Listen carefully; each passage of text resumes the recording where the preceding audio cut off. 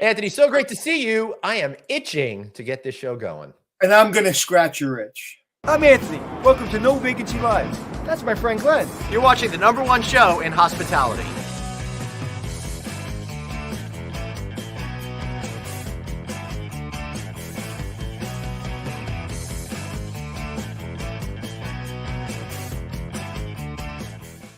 Hey everybody, welcome to No Vacancy Live. Of course, that's Anthony Melchiori. I'm Glenn Hausman, and Anthony, I will tell you the reason why I say I'm itching is because no good deed becomes unpunished. I went out there, my wife and I went for a 5-mile hike on Saturday. We came home Poison ivy. Some poison ivy, and I am itching up a storm over here, trying not to scratch those itches. I don't think you want to come over and scratch me anymore. Did you wear shorts when you went for the hike? Yeah.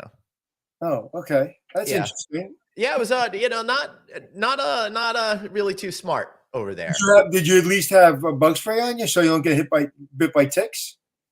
We checked each other for ticks afterwards, but I'll tell you what we did do successfully is have some tacos afterwards. So that was that was pretty good.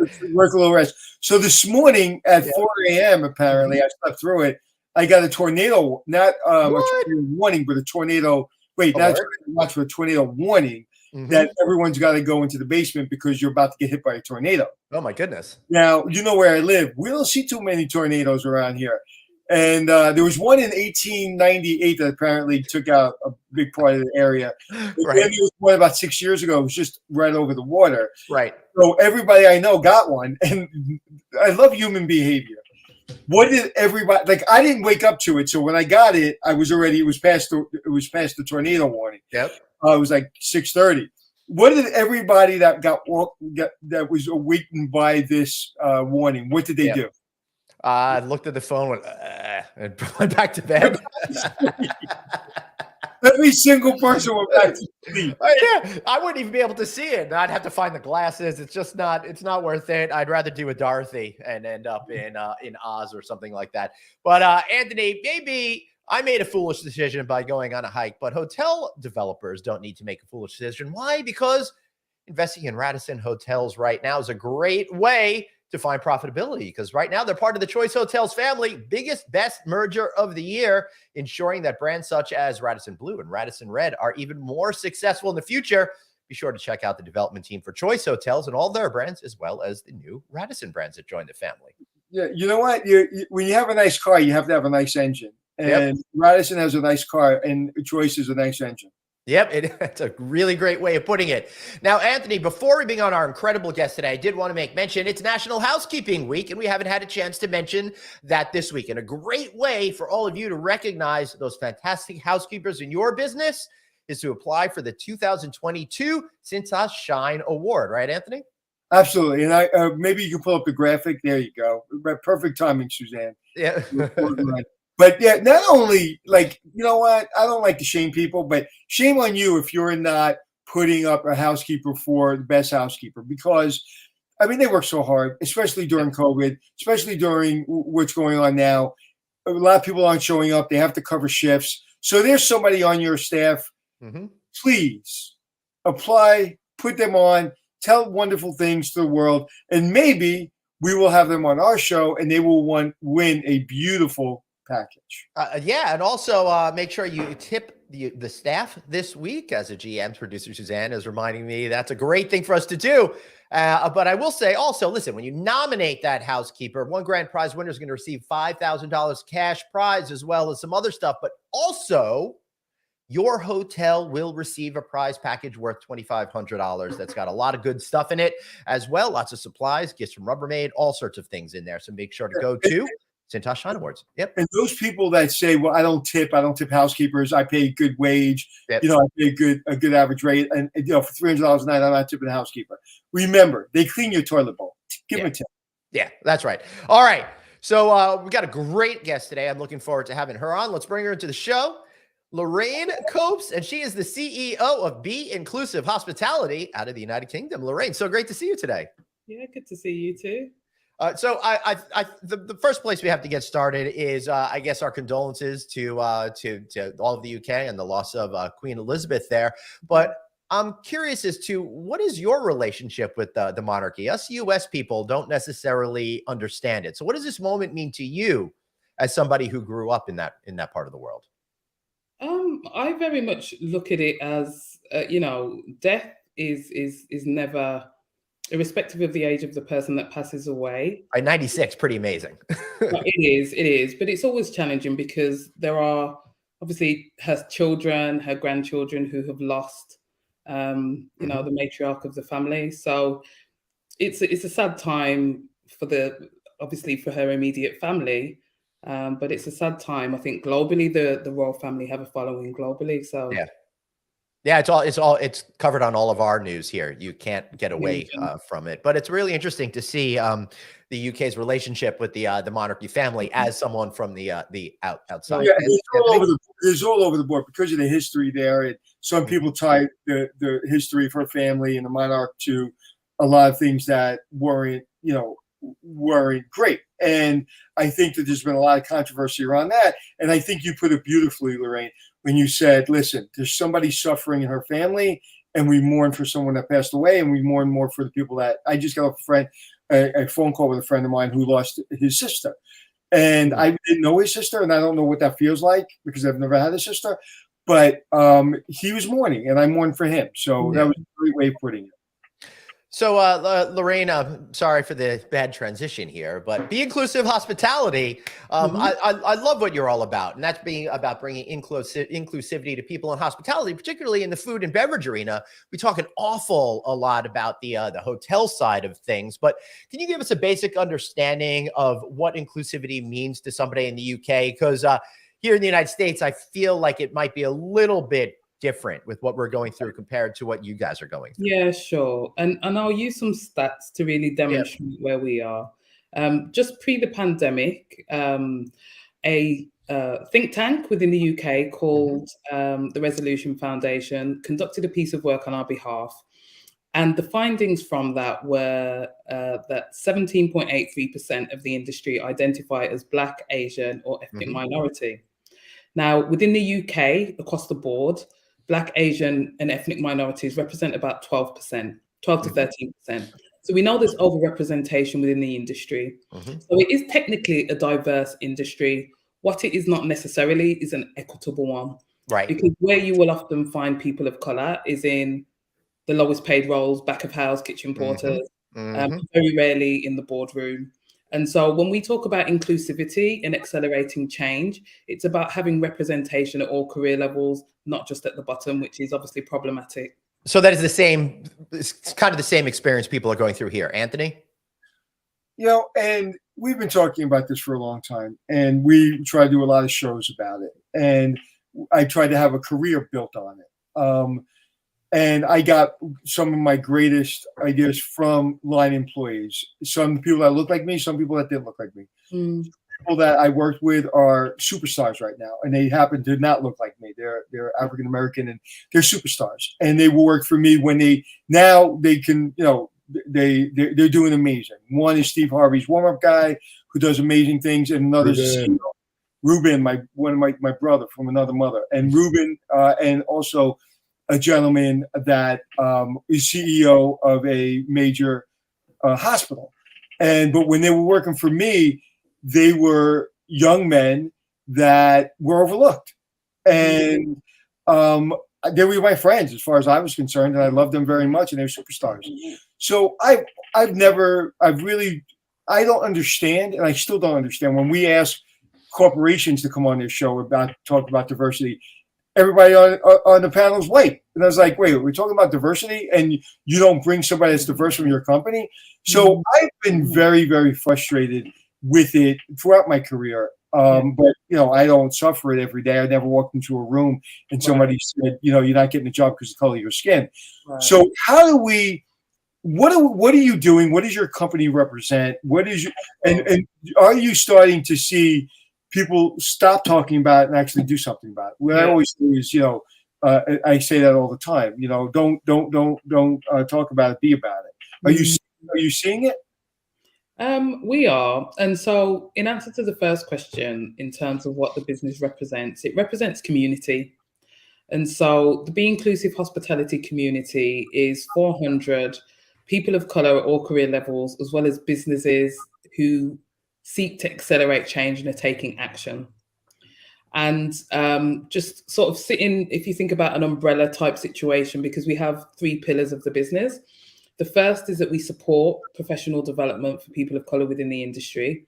The second is that we are a diversity and inclusion consultancy. So work with those businesses, hospitality businesses specifically, delivering workshops, consultancy and advisory.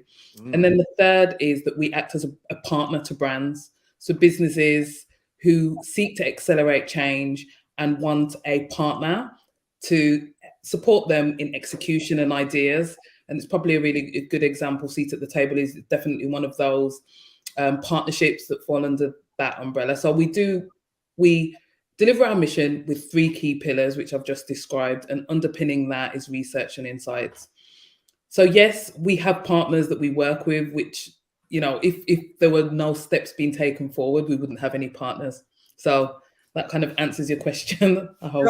There's not a lot of diversity from what I see in the C-suite. However, what we're having across the board is trying to get people in the hospitality business, whatever, wherever they come from, whatever they look like. Are we finding the same problem? Is my perception reality that we're finding the same problem with whether you're black or white or wherever you come from? You just don't want to go in the hospitality industry. You don't want to be promoted because you just want to. You want flexibility. You want. Is it the same or is it different? I think that there is definitely some work for the sector to do from a PR and marketing perspective, because hospitality absolutely is not the first industry that is chosen as a career of choice. Right. However, I think that there are a number of well-established businesses, some of which I've worked for, such as Shake Shack or the Gordon Ramsay Group, who have built phenomenal businesses that have global reputation, and there are figureheads in those businesses that people admire and respect. Right. There is an allure to hospitality too. So there is some work to be done. But on the flip side of that, hospitality often prides itself as a meritocracy. If you work hard, you can move from GM to director. And we know that isn't the case if you generally are Black or Asian. We know it applies in some instances, but not all, is what I'm saying. Yeah. Right. I remember there was a gentleman, an African-American gentleman on our show. I can't remember his name. He was the general manager of a 5-star hotel here in New York. And when he came on the show, I honestly, I was like, that is the first 5-star general manager in New York City I saw of color. And I was a little like, wow. Yeah. Thank God, finally. But that I even had to, in 2021 at the time, that I noticed it pissed me off. Right. Yeah, rightfully so. We shouldn't be noticing things at this point. But interestingly enough, you said it's not a career of choice. And that's the same phenomenon I think that we're seeing here in the United States. So I think part of the problem is getting people to change the perception of what the hospitality industry is. And then once in the business, get those that are doing the hiring to get rid of some of their unconscious bias and realize the strengths that they have. But going back to the first part, it seems like here in the United States, at least, when you think about hospitality, it's always framed in a temporary way, right, Anthony? It's kind of like, hey, I'm going to get a summer job. I'm an actor. I'm going to be a waiter or a waitress or something like that. It always seems to be a station onto something else, right? So how do you think we could change that perception first in just a general sense? Yeah. I think I mentioned marketing and PR, and I say this because I've spent the past 20 years as a procurement director within the hospitality industry. And up until, last week, I met someone at a networking event. I explained what I did for a living for the past 20 years. And people looked at me in, complete surprise and awe that procurement as a function exists within the hospitality industry. And so that PR piece is really important because we know that hospitality is not solely operational roles. It's not solely being a waiter. It's not solely being a general manager. You can be a marketing director. You can be a finance director, PR, procurement, supply chain. The list goes on and on. Yeah. And that perception piece also needs to change because there's a breadth of opportunities. That's right. right? Yeah. That people just don't know exist. Yeah. And we've been talking about that, and we're working A on lot. something. I'm working on something that is going to do that. It's going to be a commercial for the hospitality industry.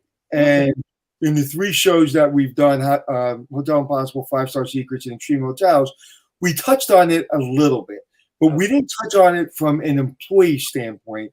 We touched on it. We have to turn around the hotel. So we're taking an angle now where it's follow me. Let me bring you to these different places, these different countries, these different hotels, and let me show you who I'm talking to today. I'm going to be talking to the procurement officer. And what is that? Who is that? Where do they stay? I didn't know one existed until the Ritz-Carlton in New York City, and a friend of a friend's husband was a procurement officer. Yeah. No idea it even existed. All right, let me just throw something out. For those of you who don't know what a procurement professional is, they are tasked with actually getting all of the items that are in your hotel, from negotiating deals to understanding how things work. If you're doing design product, they may work with the designer to figure out what the right type of materials are to go into that product that are both long lasting and affordable. Those sorts of things. No, Glenn. Where the procurement officer is the general manager yells at them and says, "This is expensive. How many bids did you get? I got 37 bids. Get me 38. Get 1-ply toilet paper. Stop enough with this 2-ply. No, that was what. That's interesting, because that's what a procurement officer was when I was growing up 30 years ago. A procurement officer now is got a really big seat at the table and is critical. Think about that position. I mean, how much money did you have coming in and out of the company that you were responsible for, that you were responsible for spending? You can make or break a small business depending on your decision. Talk about that. Absolutely. And one of the reasons why I love procurement specifically is because it's really quantifiable, tangible. So when you conduct tenders, you see the impact on the bottom line. And I would say that the past 2 years has been really interesting for the sector, because there are many small to medium-sized businesses in particular that up until now did not have any procurement resource in place. And as we've seen, costs have spiraled over the past 2 years. And if you don't have procurement in place, I mean, it's really difficult to make money in hospitality as it is with the property prices, operational costs. But if you don't have procurement in place, it's even more difficult. So I agree with you. I mean, the perception of procurement has absolutely changed throughout my time within the sector. And I think only now it's really come to the fore, really emphasizing the importance of the function in the way that it really, really should sit at the top table. And it still doesn't sit at the top table in a lot of organizations. They report into finance. Whereas for the past 12 years, I've reported directly to the CEO, because the businesses I've worked with or for have got it. You know, and when you don't have that position, whether it be a smaller hotel or a bunch of hotels, you really can't judge the general manager or the executive team, because now if you don't have procurement, that means you probably don't have other things that you need for a general manager to do what they were hired to do, and that is generally understand and manage the procurement process with the director of procurement by saying, "Hey, thank you so much for doing this. Did we look at it this way?" As a general manager, what happens is we become the expert of everything, and we are the expert of nothing. Mm-hmm. And also, one of the things that we hate more than anything, or at least I'll talk for me, is making phone calls to check on prices. Mm-hmm. It's like, I don't want to do that, so why don't I have somebody to support me? So it's such an critical role.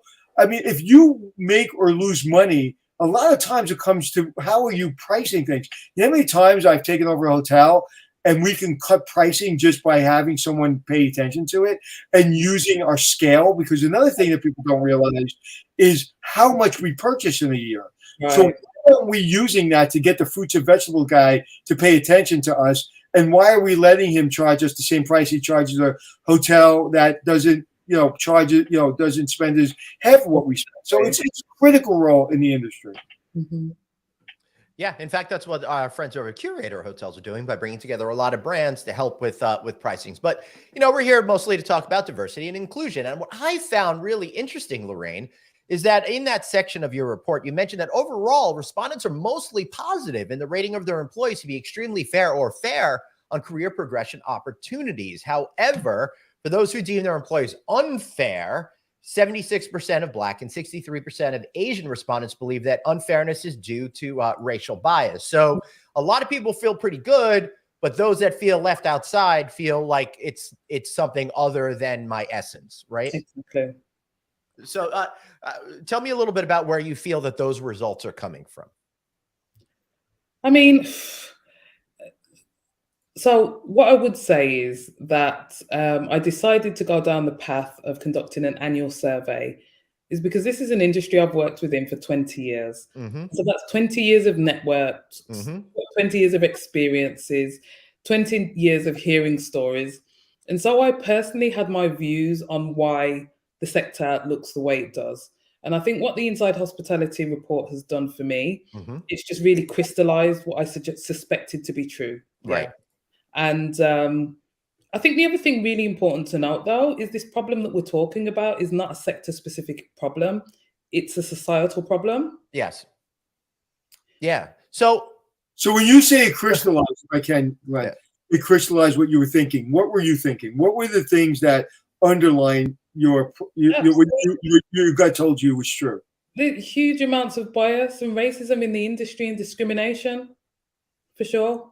And I've over the years I've heard stories, I've had experiences myself. I mean, I think one thing I will say, and I think that 2020 was really a global awakening. It was a global awakening in terms of race inequality across the world.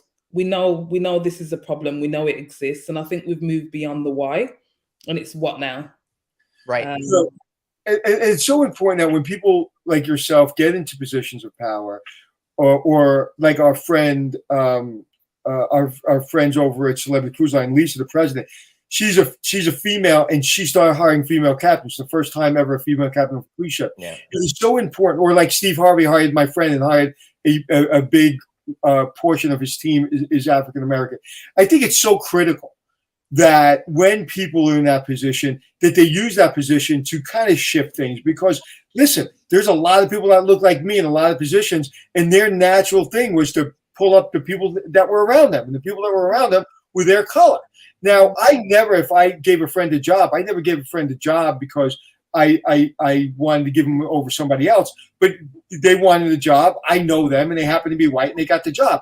So when you're in these positions, when people are in these positions, it's critical that they do more and they work and they try to bring people up that are qualified, but also, yes, I am going to give that person an opportunity that wouldn't have had an opportunity, and they happen to be a person of color or a female or where have you. Yes, why not? We've been doing it for for centuries the other way. Why not do it this way? So it pisses me off. I've known some people in the industry that don't reach out, and they are people of color, and they are people that should be going the extra effort to that. Sorry, Lorraine, I didn't mean to go off. Yeah, I don't think it's our sole responsibility. We're still a minority, and in order to really create real shift within the industry for any change, so if it's gender equality, we really need to heavily rely on men in positions of power as allies. And similarly, if we're talking about race, we need to rely on our white allies who are in positions of power, because relative. Pardon? But I can't agree. Obviously, I don't know that. I can't see from your point of view, but I can't agree with you more from my perspective, because I've seen people that look like me that don't do anything. So what I'm saying is, when somebody is in the position, of course we all need to work together. So I hope I didn't misspeak or said something I shouldn't have said. I didn't get that. No, but absolutely, that is our responsibility. But we've seen time and time again, we're not doing anything. And we see the race. How the hell in 2022 is there still racism at the level that we have racism, and especially in our community where so many people are from different backgrounds? And housekeeper, when was the last time I saw a housekeeper become a general manager? Never. Why? Most of my housekeepers are 10 times smarter than I'll ever be. Yep. So anyway, sure. And be sure to nominate a housekeeper today. This Shine Awards. But Lorraine, I mean, he makes some really good points. So where are we at in terms of the food and beverage industry specifically? Because a lot of those businesses are smaller businesses, right? They're not all the Gordon Ramsay restaurants. They're not all Shake Shacks. There may not necessarily be a lot of opportunity to move up, and up. Is that an accurate observation? And if so, is there anything we could do about it? How does that work?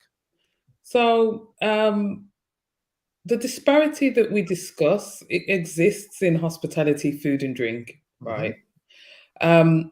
But what I would absolutely say, and this has been my experience, and I'm not able to quantify this beyond my experience, is there are a number of large brands who are in a position of power and influence that are now investing in accelerators, programs that support founders from underrepresented communities. We have specifically partnered with a couple of brands in doing so.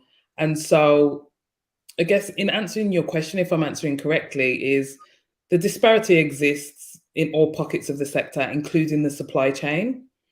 There are some initiatives that are currently being rolled out to try and close that gap, but there's a lot of work to do because you've got to remember that it's only 2 years ago is really the first time out loud that it's been globally recognized that there is a real disparity, and that disparity will not close on its own without initiatives that accelerate that change.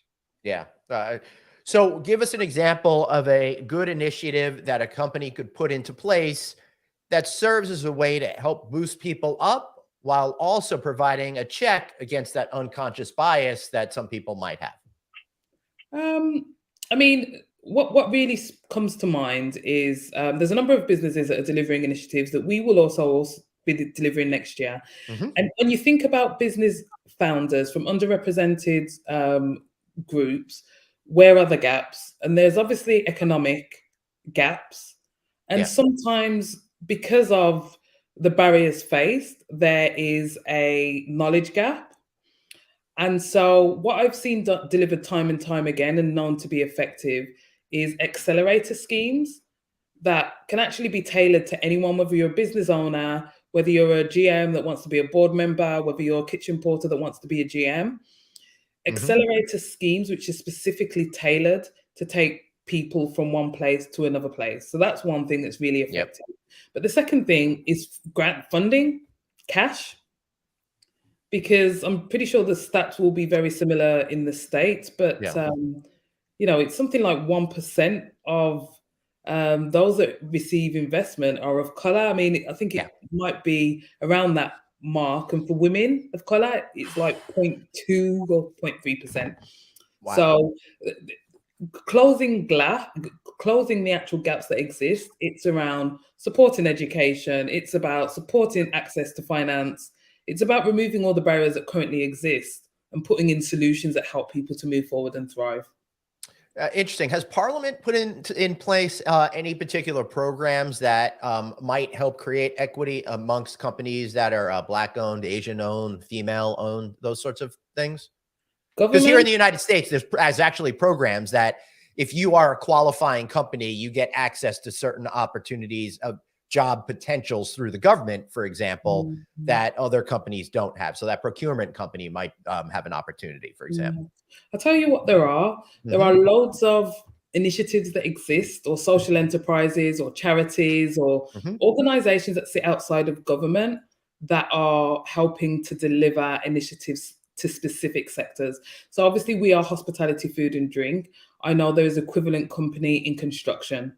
I know there's an equivalent company in the law industry.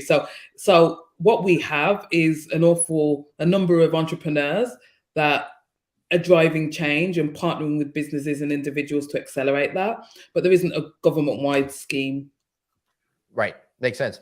Anthony, you got anything else? Well, I find that interesting that there's no government policy, because here in the States, there are, I don't know how effective they are, but there are a lot of different initiatives. Now, with what's happening, at least here in America, it's hard to find people. Is it hard to find people where you are? Is it people like, again, the flexibility and they want to do other things, they don't want to be in hospitality? Are you having the same issues that we're having here in America? We are. There's been a mass exodus of the sector. So pre-pandemic, obviously, we exited the EU, and a large proportion of hospitality, especially operational workforces, were from Europe. So many returned home. But similarly, there are a number of people that I can think of that have worked in hospitality for a very long time, had some time to reflect during the lockdown period, and they've changed careers altogether because of a want and a need for work-life balance or pursuing other passions and career choices. So yeah, there's a real challenge from a resource perspective. And I haven't asked anyone this from England, but have you, when they left the EU, how did you feel about it? Like, not maybe politically, but like, how did that feel? It was disappointing. Yeah. It was really disappointing. And, you know, because my background's in procurement and supply chain, Right. I've always had a really clear view on the reliance that we have on every other country for food and drink alone, let alone like non-food items, consumables. Yeah. So I've always Your supply chain's a mess, and right? truck drivers has been a mess over there. So having that in mind, and also I think at the point of voting, there didn't seem to be a clear understanding of the implications of either. Right. And so what happens for the most part is the want to leave was kind of wrapped up in some kind of racist rhetoric of taking our country back. Yeah, we're familiar with that. Ill-informed, right? Yeah. So yeah. That's really unfortunate. And you know, for those of you who don't realize, a lot of the truck drivers and stuff were not UK citizens and wound up having to leave, which has caused undue harm to the supply chains and the ability for businesses to really function effectively. Would you say most people walking around today in your country disagree with people separating from the EU, or would you say it's 50-50? Would you say it's based on, you know, depending on how you grew really up? Difficult, yeah. I mean, you know, I'm a numbers-driven individual, so I'm really mindful of there being a real distinct difference between my personal opinion and like general consensus. It's really hard to call. Yeah, like you said, so it's similar kind of going what's on in America. But do you think would there ever be an opportunity to go back? Next generation. No, I haven't followed it after the news. I've never followed. I really haven't followed what happened. They're still dealing with ramifications and deals. They haven't even finalized deals on all of this stuff yet. But what I would say again, with my procurement and supply chain hat on, is that there's nothing that can be undone, right? Yeah. There'd be a lot to unpick and redo. I mean, there's nothing that can be undone. So I think if there was an appetite, maybe I don't know. That's why I say it's a generational issue. And so that wasn't stressful enough. So with flu and COVID too. So we had to deal with that. Yeah, deal with that too, right? Crazy, absolutely crazy. Lorraine, any final thoughts or messaging before we let you go? I think that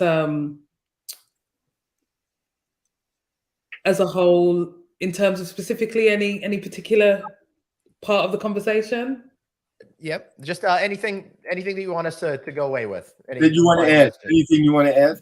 And I will add, go to bihospitality.co.uk and download that study I was talking about and learn more about Be Inclusive Hospitality. How's that? Good? All right. I got one final question for you. Where do you come down on marmalade sandwiches? You for or against? They apparently were the Queen's favorite sandwich I'm reading about. The government has said, don't bring them anymore to memorial places. Okay. I like marmalade on toast. Yeah. I like marmalade on toast. I've not for years though. Right. And I like beans on toast. So we got something in common in there. Lorraine, thank you so much for being here. We appreciate you. No problem. Thanks. Take care. An absolute pleasure. Thank you so much. All right. So Anthony, that was really interesting. What's your takeaway from that? We have a lot of work to do. In a lot of instances, we're going backwards. Yeah, I agree, and it's really frustrating. Hopefully, people of color and people that feel like they are not part of the greater community will have those opportunities to get some of these positions that will really make a difference. I think not just to their lives, but it'll make our society better as well. I think also with social media and what's happening, it's no longer like people are just quietly racist. I mean, now it's all over the internet. So now it's out there. Now it's like. Now, where people would whisper, and in my circles, I didn't hear the whispering because not my circles. But now the people that may be in my circle, maybe not my friends, but people, friends of friends of friends, you see on the internet, and you go, that's what you believe. Right. So yeah, I think it's worse than I don't think it's worse than it's ever been. I just think it's got a forum for two things. One, to really show how we need to fight back, and number two, how a lot of people that you would think wouldn't have views like that really have them. Yeah, it really is a shame, and I've seen some people's true colors, and it's not been pleasant. It's changed a lot of relationships in my life over the last couple of years. I lost Anthony, really cool story that I wanted to share with you. Being that it is National Housekeeping Week and stuff like that. Yesterday, Hard Rock International and Seminole Gaming introduced wage increases for half of its U.S. workforce. This is like $100 million commitment, they're saying, and they're taking 95 job classifications like cooks, housekeepers, security, public space, call center, many more. The new starting wages are between $18 and $21 an hour. Entry-level positions are receiving more money than they have before as well. And the hourly rate increase for full-time team members equates to about $16,000 per year above minimum wages. So who gets credit? The corporation or the employees that said we're not going to work unless you increase our wages? I think that's a really good question. Listen, the employees told us what to do. Yep. Okay. Yeah, exactly. But hey, Hard Rock, congratulations. They are doing the right thing. And they are doing the right thing. And I know a lot of people at Hard Rock, of course they're doing the right thing. Yep. However, if they didn't do the right thing, they wouldn't be in business because people are demanding it now. They're demanding that. Remember 5 years ago, $15 an hour? Everybody's like, oh my God, $15 an hour, it's going to bankrupt business. Right. Now we're at $22 an hour, $20 an hour. So yes, I love Hard Rock, and you know that, and I love the people over there. Yep. I'm just simply saying this movement of higher wages has been pushed by a lot of people that have worked really, really hard and are demanding higher wages, and corporations like Hard Rock that really listen and really appreciate their team are paying attention. Yep. Yeah. Agreed. Great way to put it. Now, before we wrap up, everyone, I want to remind you, make sure you find the audio version of our podcast on Apple iTunes, iHeartRadio, Stitcher, wherever you get your podcasts, we are there. So download the audio version. If you are listening to that audio version now, why not watch us on video? Catch us on LinkedIn, catch us on Facebook, YouTube, wherever you are on social, you can catch us there as well. Any final thoughts? No. All right. Beautiful. We'll be back tomorrow with our friend Ron Pohl, who's now CEO of World Hotels. And we're going to see if you guys can tell the difference between Ron and Anthony. It should be fun. And I think he's growing a beard nowadays, so I'll keep my beard at least till tomorrow. And I shaved today because I wanted to look good for you, Anthony. You always look good for me, baby. All right, everybody. We'll see you right back here tomorrow. Remember, you've got one life, so blaze on and be kind to yourself. Thanks for everyone. Bye. Bye.